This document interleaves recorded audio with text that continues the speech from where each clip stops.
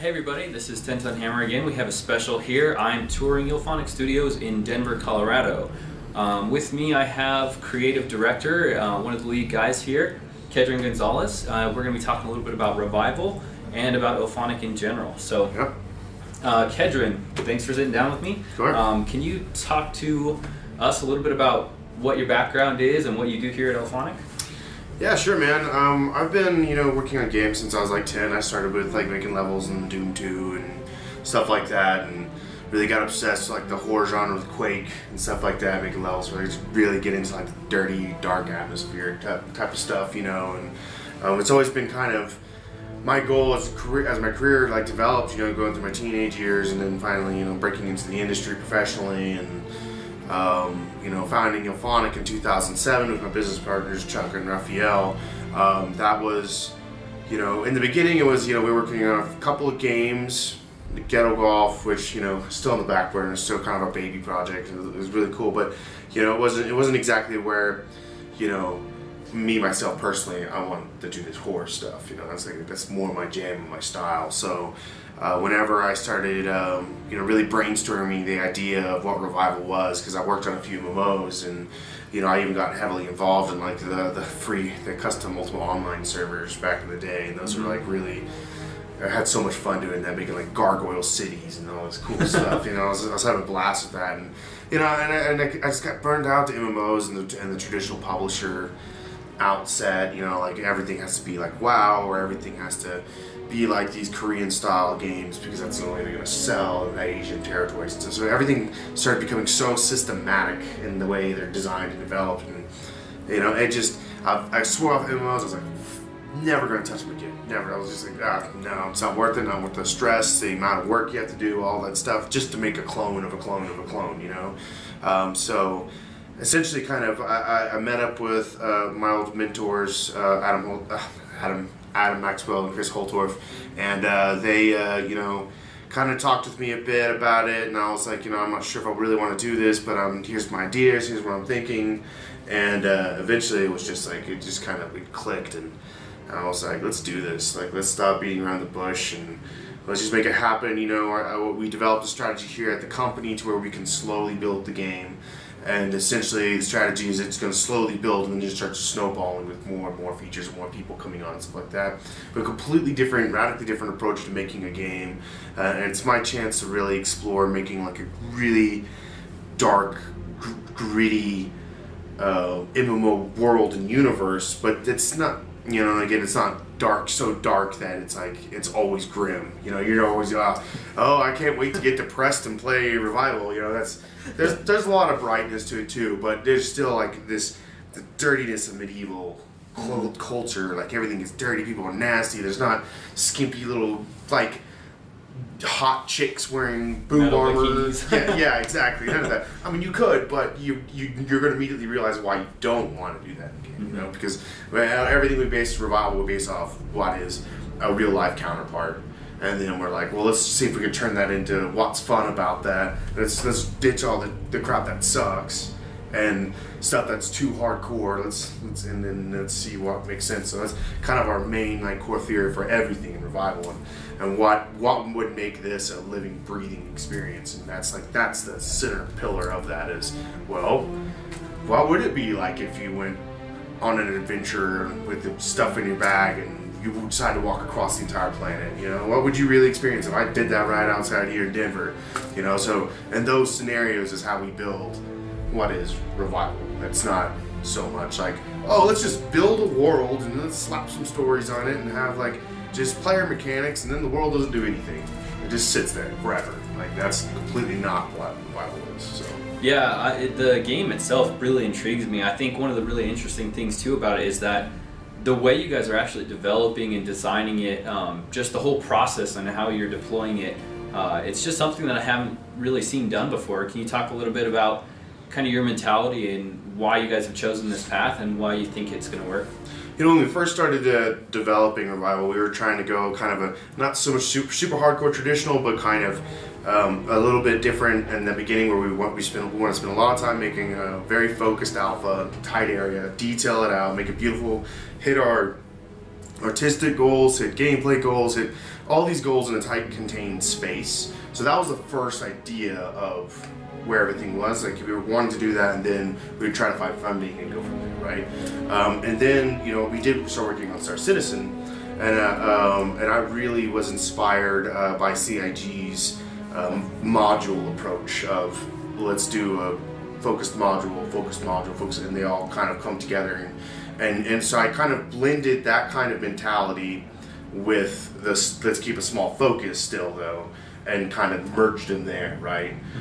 So whereas CIG and Star Citizen, they have that single player game and stuff like that going in Squadron 42, so there's a lot of game there, and it's all happening at the same time. Even though it's in modules, it's still a lot of stuff, so it requires a ton of people, a ton of resources, all that kind of stuff. Where this is letting us be like, no, let's keep it small, keep it focused, keep let's and really perfect this chunk before we go crazy big, because you always see this in games is people go crazy big right out the gates, like on everything. They're just like, all right, well, here's the end goal and here's the beginning of development. Now let's all of us march forward at once to get to this point, and it releases, and then oh, guess what? It turns out people don't like the game, so now we're fucked.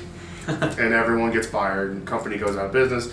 That's happened all the time, and that's the main reason why, is because people but it's usually the way money is gained, right? Like if you have an investment, and that's usually the investment is the milestones you have to meet and all these things, where the revival system is radically different. We're making this game off our money. It's not I always tell people, revival isn't crowdfunding.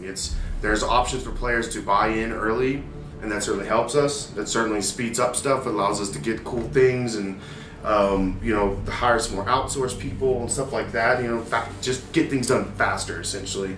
But it's still happening regardless. We're still just keep going, and we just slowly march and just keep this focus. So it's really cool to see the fans on the forums, and that people get that and appreciate that. To me, it speaks volumes that players are also willing to understand the situation, and us as developers, as long as we're honest, this is our financial situation. And and as I always tell people, it's if you don't feel comfortable in the game and where we're at and where we're going, just wait until you are, before you buy into anything. Just wait until you feel good about it, because I totally get it. It's there's been a lot of people that have been burned on early access or pre-orders or DLC, or even a lot of Kickstarter campaigns. There's so many times where developers have kind of over-scoped themselves and shot themselves in the foot, and so too much hype before exactly they have something to show, or so we're kind of being hey, let's be honest, let's be open, let's talk about it. And you can see it all there in our website, stages 1 through 6, and any developer that's out there can read our stages 1 through 6, and they're immediately going to be like, wow, that makes sense, because it doesn't scream. If you think of Revival as a whole, you're like, holy shit, that's a lot of work. Oh my god, it's gonna be intense. But then if you look at our plan of attack, it's that actually makes sense. So it's I think we're onto something here. Yeah, I like the deployment phase and the way that it's just starts small and just grows out, rather than building too big at first and some of it feeling hollow, because you've had to hit milestones. So I really like that you're doing that. As far as the first kind of 6 stages, I'm getting tongue tied. The first 6 stages that you guys have planned out, which one kind of jumps out as the most exciting to you when you guys get to that point? Stage 3 for sure, because that's when we turn on the online multiplayer. So everyone will probably, again, I'm saying this probably because the way how fast things are going, we'll probably have multiplayer a lot sooner than what we consider stage 3 multiplayer. We'll probably have people be able to go in each other's houses very soon, right? That already kind of works. So it's well, why don't we let players do that now, but what we really consider online multiplayer is players are in the city, there's our houses, that's that guy's house, that's that guy's house. You're walking out, NPCs are everywhere because the character customization tool's there. So it's filling, there's dialogue, everyone's talking. There's not combat yet, but again, Revival is first and foremost an immersive world, and that is the most critical key ingredient, is the relationship between the world, players and the NPCs and the inhabitants of the world and how all that works. So you're going to be seeing NPCs go to bed, wake up in the morning, you know, you can go in their house and creepily stare over them while they're sleeping, you know, all that fun stuff. So that's, to me, that's going to be the moment where it's like, that is what's going to make everyone click and see this is how Revival is different. You don't have to even play combat at that point to realize this is why the game's different. So yeah, to me it goes back to really, in my experience, tabletop roots, where, you know, the very first thing you do as a dungeon group, you sit down, you know, you all meet in an inn and you're looking at the NPCs, what are they doing, you know, you find out your quest, and then you go off together and start exploring the world. You're not necessarily fighting right out the gate. So I really love that, you know, this is how it's starting. You know, it's starting with the immersion and building the group. You know, whether you're playing with friends or just interacting with NPCs, you get to know the world and expand out that way. I'm really excited for the way you guys are doing it. It looks like a lot of fun. Yeah. But another question I had is, as you guys get through the process, you know, getting after phase 3 and you have everybody online, what do you guys picture for like the 4th, 5th, and 6th stage? Just, I know you don't like giving timelines, but how do you feel that's going to progress if you guys keep going at the current rate you're going? You know, I think at our current rate, it's not in the, like, an immediate future. You know, I'm not saying like, well, we're gonna be stage 1 to 6 by the end of the year. There's no way that's not gonna happen. Yeah. And each stage introduces certain challenges that we have to overcome. Right. The combat system is going to be difficult. The live storytelling is going to be difficult. The character creator is going to be difficult. There's a lot of difficult tasks ahead of us, and really some stages are going to go really fast. Some are going to go really slow. Stage 2, for example, is when we build the offline city.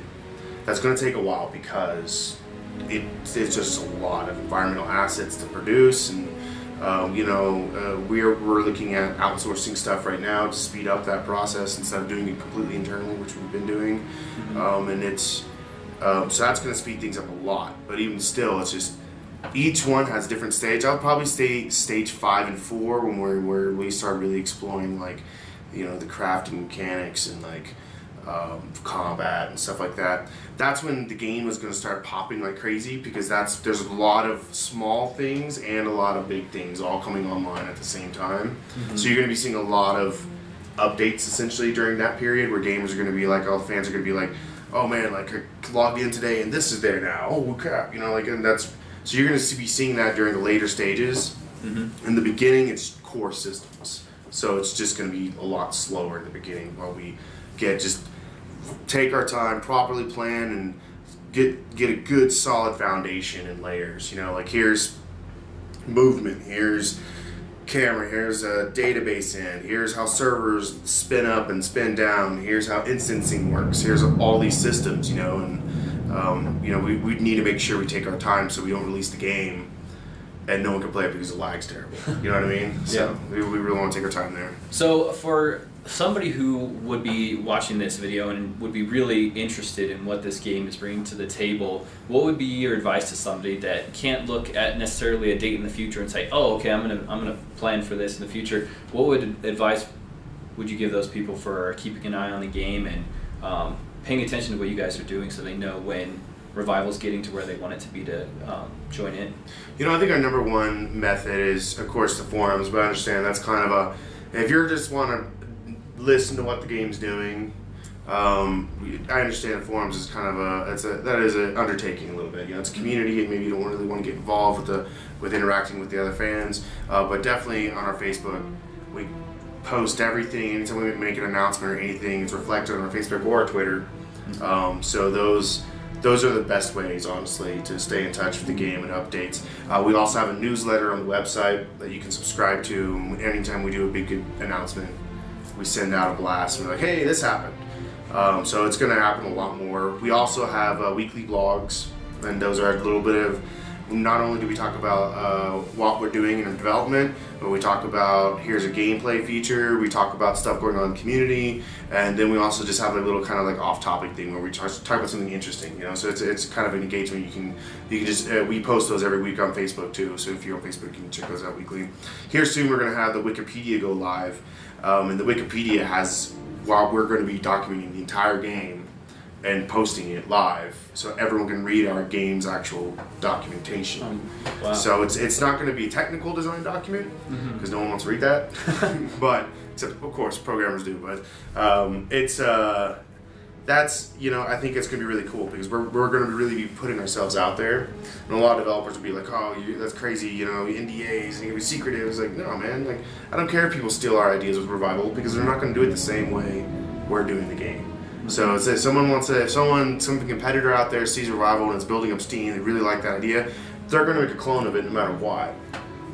Cool. That's not going to be Revival because Revival is a style and feeling and a vibe and everything like that that is very unique, I think, to everything else that's out there. So. Well, I'm looking forward to that, even if people steal the ideas and create more, because from what I've seen of Revival, it looks like the right direction for online multiplayer games. I'm looking forward. So awesome. I like what you guys are doing.